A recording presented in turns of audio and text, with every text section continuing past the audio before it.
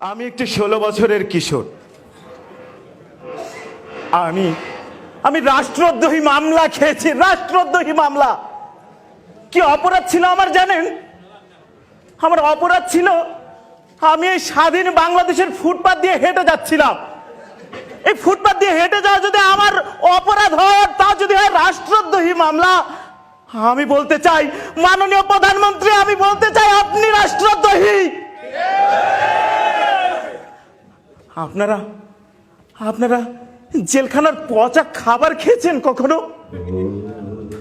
পচা খাবার, ওই গন্ধযুক্ত দুর্গন্ধময় খাবার, সীসাযুক্ত পানি, ঝিলযুক্ত ভাত খাননি, খেতে হয়নি আপনাদের।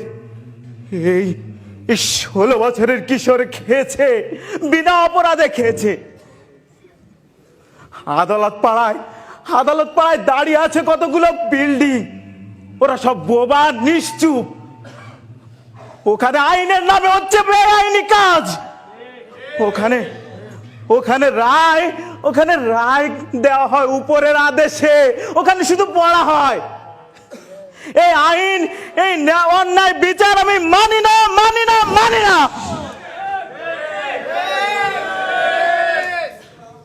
হে তো গেল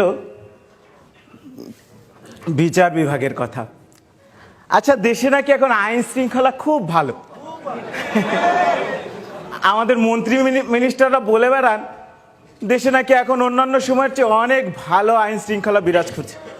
আচ্ছা, আসলে কি তাই? ঘর থেকে একটি ছেলে যখন বের হয়, তার মা ভাবে ছেলে আমার ফিরবে তো।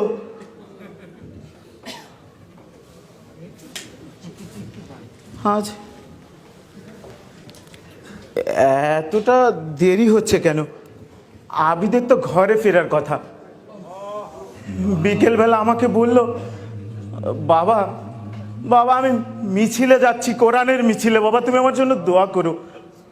আমি বললাম, খোকা এই সমস্ত মিছিল মিটিংয়ের কি দরকার বাবা?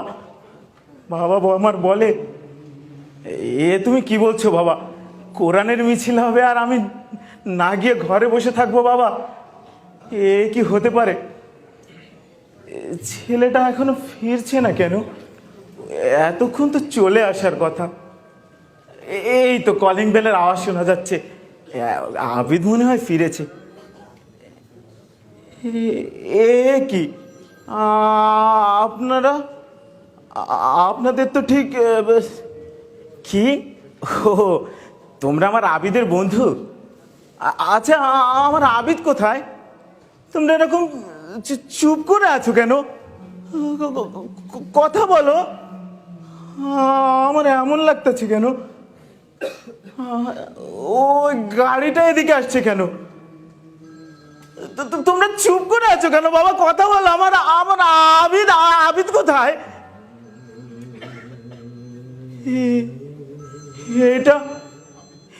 এটা কিসের বাক্স?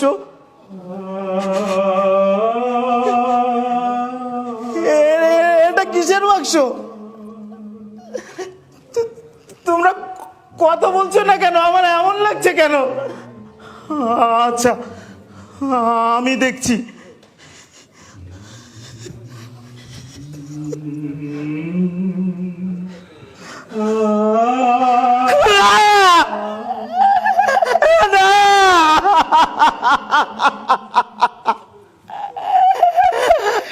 আমার ছেলে তোমার খারাপ কাজ করেনি, কেন তাকে মরতে হলো? বাবা তুই কথা বল। বাবা তুই কথা বল। বাবা তুই চুপ করে আছিস কেন? বাবা তুই না বললি বাবা বিকেল বেলা ফিরে আসবি?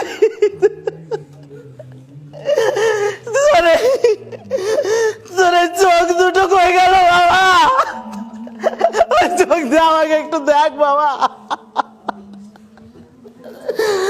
চোখ দিয়ে একবার আমাকে একটু দেখ।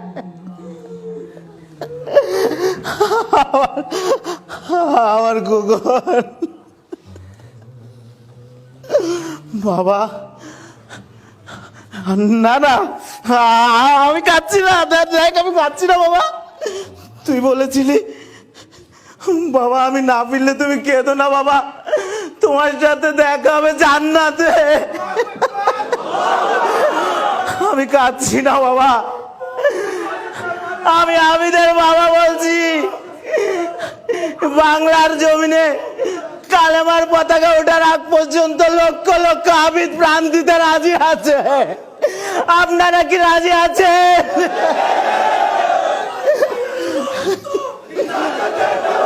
আমার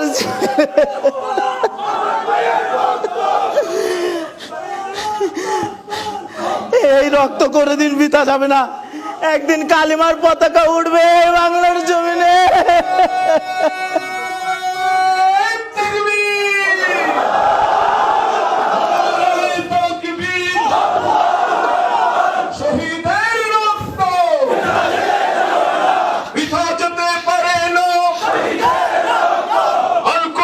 শত্রুরা